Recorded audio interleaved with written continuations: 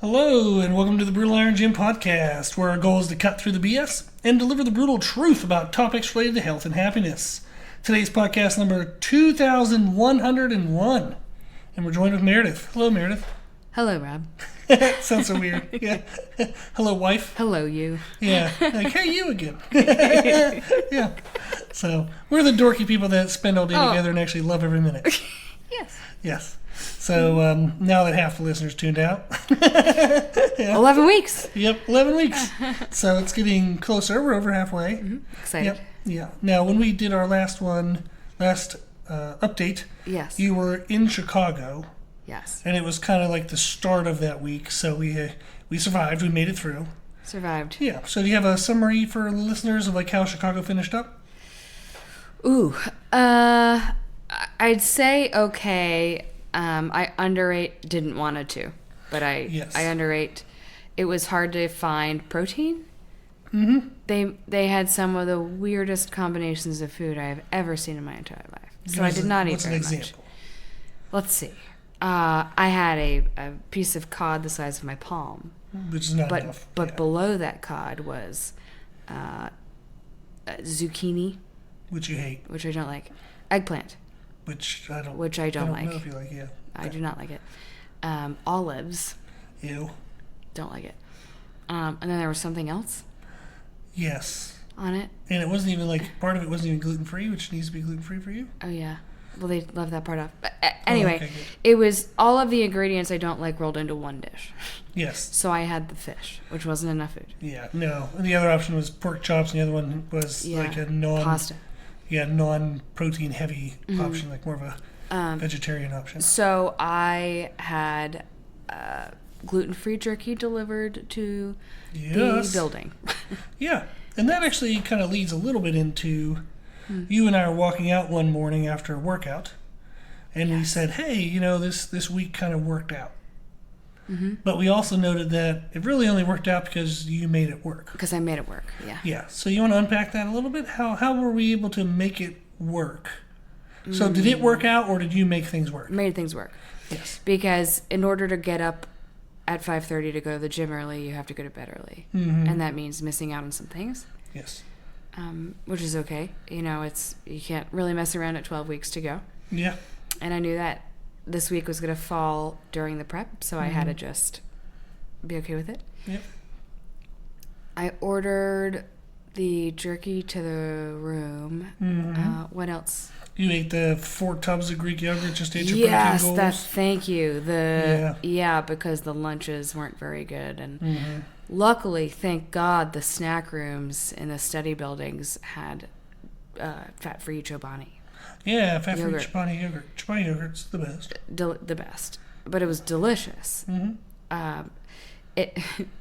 Now, Global Week, so I'm meeting all new people. Yes.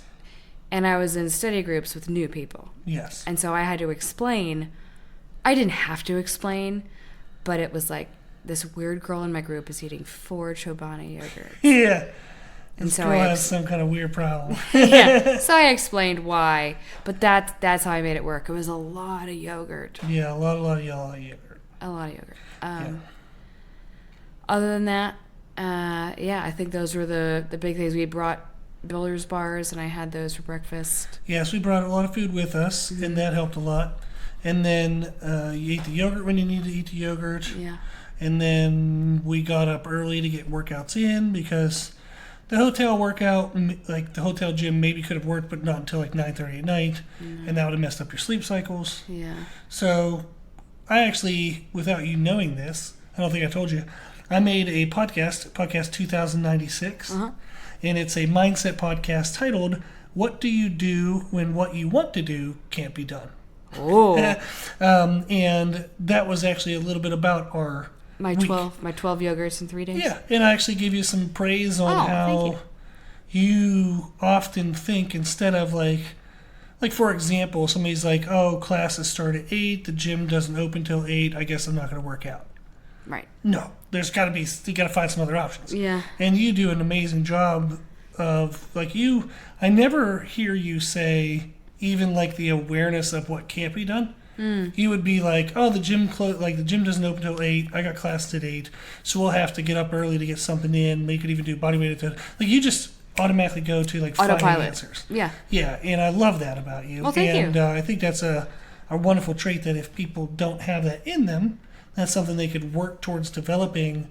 Is often our initial response to stuff, you almost can't blame yourself because sometimes that's just in you. Like when somebody does something dumb and you get mad, that's just in you. The Diary of a CEO, where it's like, I'm just pissing myself off. Right? Yes, like that mindset. That Solve for Happy book. Yeah. By Mo Gaudet. Yeah. But I like that about you is you are a problem solver by nature, and that's where podcast 2096 talked about for people to start to grow those muscles, start to flex those muscles, start to work on those muscles. Yeah. Has that been something that was like just natural for you, or did you have to grow those muscles? I don't remember. That's not a lovely answer. I mean, that's not. Oh, hey, truth. That's all that anybody cares about. I don't know. I think I've always been that way. I don't know. I don't. That's cool. That's good. Like I tell people, like I've always enjoyed working out. Like even when I was 15 and I was like fat and weak and couldn't do anything, I still liked working out.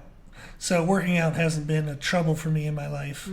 But I do still have days where I don't want to work out, but I still do. I think I had like problem solve at a young age. I don't know, like child of divorce, where you're like 10 and you have to figure out how are you going to see one of your like. It just starts too early. Yeah, that's true. I can see that. Like, if you just have some crap happen in life, you got to find out how to get through it. Yeah. And that creates a problem-solving type of mindset. Yeah. Otherwise, you're gonna get eaten alive. Yeah. Yeah. So that's it's interesting. Heavy. But I like that. I like that about you, and that's one of the things I wanted to highlight in today's podcast was that Chicago Week worked. But it only worked because you made it work. Like you sought out ways to make it work. Yeah. So if things don't just fall into place, you have to jam them into place. And have Chick-fil-A on the way home. Yeah. Because I was so underfed. Yes. So we knew that going into it, it was going to be challenging to get enough food in. So we were approaching it with the mindset of even trying to overeat. And that was hard. I couldn't. Yeah, we couldn't because we just had trouble trying to find protein. And that's very common. Like all the listeners, you're going to find that when you travel, is protein's hard to come by. So we did take protein powders with us. We took core power drinks with us. We put the protein bars. So we prepped as much as we could with the meals that we knew we were going to be able to control to some degree. But then you also know you can't. I mean, you could, but you shouldn't have just synthetic protein all the time, like the bar and the powder. You still want some whole food at some point. Yeah, and that's going to help a lot with like satiation and then also going to the bathroom. Sometimes the artificial foods kind of bind you up a bit. Because there's not enough fiber in there, and so it's nice to get some whole foods in when you can. Yeah. Yep. So then, now that we're back from Chicago, we did weigh ourselves after like a day. Like we gave your body a little bit of time. We gave it 2 days, right? Yeah, and you were in the 148s, which has been our lowest. So you did a great job. We knew that we didn't backtrack anywhere. We didn't lose any progress over the week. I was super happy to see it. Yeah, so that was awesome. So then the things that we've been doing since then is our training after traveling. So this is something that you and I chit-chat a little bit it's typically common that after traveling you're going to come back dehydrated. So we started with more higher volume workouts, like sets of 14 to 20 reps.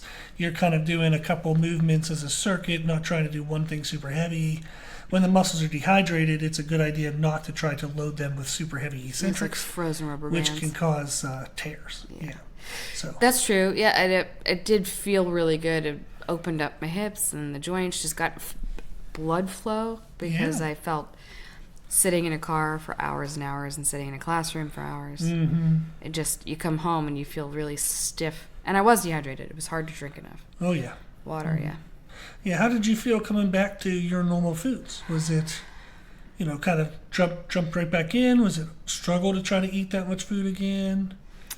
I don't think it was a struggle. Yeah. Do you remember if I said anything that I might not remember? No, you actually jumped right back in with no problem. Yeah. Yeah. But I like to ask you because sometimes you and I like see my each other all mindset, day. even if I do it. Yeah, like that would be nice. It would be nice for people to know, like, oh, okay, on the outside it looked like she snapped into place. Unfortunately, I was fine. Yeah. So unfortunately for the listeners, I was okay. Yeah. But that's also a testament to the fact that we made the diet around foods you enjoy. Like you like eating your foods. I do. And that is actually very important for people. Even you can do that on a contest prep, but certainly if you're doing like, I just want to eat healthier and be leaner for life, please enjoy your foods for the rest of your life. Yeah. So, but even on a contest prep, you can enjoy your food for, if not the entire prep, certainly the majority of it. And then depending on the amount of fat that needed to be lost, maybe the last couple of weeks a person might need to tighten up ship and eat some common diet foods, but but you've been doing really well. Yeah. Thank you. Yeah. So then the other thing we're looking at is this weekend, especially today, we had a little bit of a crazy day. So our food got a little bit off. Yeah, I woke up late. Yeah. So you slept in, which was good. You needed it because you were getting over a little bit of a sickness. Yeah. Yeah. And then we took the animal that shall not be named because when she hears her name, she responds. She's sleeping. Yes. But we took the new doggo. We took her to Target today. And that was super fun. Yep. So we had a little bit of adventure, so we missed our lunch. Yeah. Yes. So how did you feel from that? Like, was that noticeable? Yep. Oh, okay. But so I had breakfast late, and then we went out, and driving home was like, my skin was getting clammy. Yeah. I started to spin. I wasn't driving, but Yeah, thankfully, yes. it was like, yeah, let's just get home. And walked in and just Crash. done. I Yeah. tried, let me sit here and just try not to throw up for Yeah. 1 hour. Yeah. And the little pup came and sat with her head on me. And That was just super knew I sweet. didn't feel well. Yeah. So I had some juice and some gummy candy. Yep. We had to basically To get you some save me. sugars in your blood because we were low blood sugar, not going to feel very good. And when you're in a diet, the body doesn't have glycogen sitting around. There's really not much sitting around in the body for have the body no to room. make anything with. So the recovery when you're overexerted, say with activity or heat or a combination of the two, is pretty wicked. So we fed you some sugars. That's true. Yes. How did you feel? How did you feel with that? Did you notice the difference? Yes, so I was well aware that she noticed it, but I like having you do some of the talking rather than me do all the Sitting talking. on the couch with an ice pack on me, just Yeah, waiting, and I was rubbing your feet, just waiting hoping for you feel better. waiting for Dad. Yeah. Yeah. Yep, so our food adjustments, how we're going to make adjustments for that is, we know we missed lunch, so we missed the carbohydrate component of lunch, which is why we were low carbs and had the blood sugar problems. Yeah. But we also missed the protein of lunch, so we came back and got a core power drink, Yeah. which is like 26 grams of protein, very low carbs, no big issue there. So we made up the protein. Now, one of the things we talked about was the body was in quite a stressed state, so your cortisol would be really high. Yeah. And when cortisol's high, it shuts down and kind of turns off fat loss. So we wanted to be able to manage that and kind of like reverse the cortisol issue, so that way your body could get back to healthy and not try to store any excesses in the upcoming meals. Yeah. So we took your dinner, instead of having the 6 ounces of chicken breast, we took it to 10 ounces. So how do you feel eating all that? Really, really full. Yes. It was a lot of food. It was a lot of food, almost doubling the protein, but we didn't double the carbs or fats. So the idea of increasing the protein is excess of protein doesn't convert over to body fat, and that would then change the body from feeling where it was, oh my gosh, I don't have enough coming in, let me store everything that I'm about to get. And we said, okay, fine, store what you want, because here's a bunch of protein. So, and it doesn't really convert protein to body fat, so we don't have to worry about that. Yeah. And then the benefit is the body went from feeling starved to feeling stuffed. So then all of a sudden cortisol comes down, and the body has no desire now to try to store any excess, because it got that feeling of excess, even though it wasn't able to use the excess we gave it towards body fat replenishment. It's interesting how you have to play head games with your body. Absolutely. What I love about the body is it's very predictable. Yeah. So then you can say, okay, I know you're going to do X, Y, Z. Let me do A, B, C to get the response I want. So it's very fun to be able to manipulate the body response, given the fact that it's very predictable. That's true. Yeah. I'm glad you know it, because I would just tell me what to do next. Yeah. Typically people, they'll either just not eat anything and try to miss that meal, which you and I talked about. The downside of that is the next day they're ravenous. Starving. And they will overeat, and they'll have little snacky, peckish things that they well, I'm not going to count this. It's only 2 or 3 bites, and it's no, you got to count anything that has calories. Count everything. Yeah, but people kind of talk their way into some extra food the next day, so it's good to be able to get the protein in that you miss, and then actually increase even more protein in the follow-up meal, and that's a good way to kind of cover the gap if a person were to miss a meal. Yeah. Yeah. Good. Then this upcoming week, we have a couple nutritional changes we're going to make. Oh, yeah. So the one thing was, before at dinner we were having 6 ounces of chicken, a little bit of rice, a little bit of vegetables, and we're getting rid of the rice. Yep. Womp womp. Yep. But that'll bring the calories down a little bit and help us for fat loss. And then you had a really good idea of switching the whipped butter we were having. Yeah, on my sandwich. Yeah, so your breakfast sandwich is a bagel, egg, whipped butter, and sugar-free jelly. So we switched the whipped butter to spray butter. Yeah. I can't believe it's not butter spray. Yes. So those are the 2 changes. Down. Yeah. And that'll be enough. That'll be enough for this week for sure. And then we'll keep weighing you. We know at this point we do have to have weight loss in order for us to show up on stage the way we want. So our rate of weight loss, there are general ideas of what we should be seeing. So I'll make sure we're seeing that. And we won't talk about it. So yep, we're going to leave that go, so that way you're not freaking out. Thank you. So if anybody's going to freak out, it'll be me. And then I'll just make the adjustments in our training volume, daily step count, and or nutrition to ensure that each week we're getting the rate of progress that we want. Good. Yeah. Yeah, and the next 4 weeks are the ones that matter most. That's a very good point. Yeah, so we were saying that this isn't always the case, but usually the clients that I've prepped for shows and done well over 100 at this point is the weeks 12 down to 8 are a really good indicator of how someone's doing. And you would like to feel at week 8 saying oh, okay, definitely we're looking leaner than a normal human being would look. It looks like everything's on track. You're feeling good. Now, is that 12 to 8 if you start at 12, or is that week 12 to 8 if you start at 18? This is fantastic. So if somebody starts at 12, they better already be able to see their abs. Right. Your conditioning should already be pretty damn good. I would say probably maybe 12-15% body fat, and you're just taking 12 weeks to kind of clean up a bit. The reason why, if you have a higher percentage body fat than that at 12, it's going to be really hard to lose the fat without a high amount of cortisol, and then having the skin be loose. And then typically, if somebody's overweight, if they're fatter than 15 to 12%, you have some mindset things to fix, some daily habitual things to fix. They're often not going to be just flip a switch into contest prep and be perfect. So I like having a couple weeks where somebody gets a chance to flush out a couple mistakes, flush out the mindset things.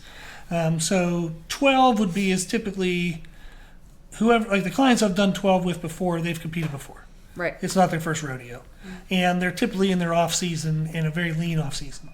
Then 16 is probably what most people would consider a normal. Yeah. But that's actually normal for pros and people who compete. Yeah. That's not normal for just a normal human being at, say, 20+% body fat going to say, let me get on stage, and then 16 weeks they're 3% body fat. No. It's very unlikely, very uncommon that actually works out well.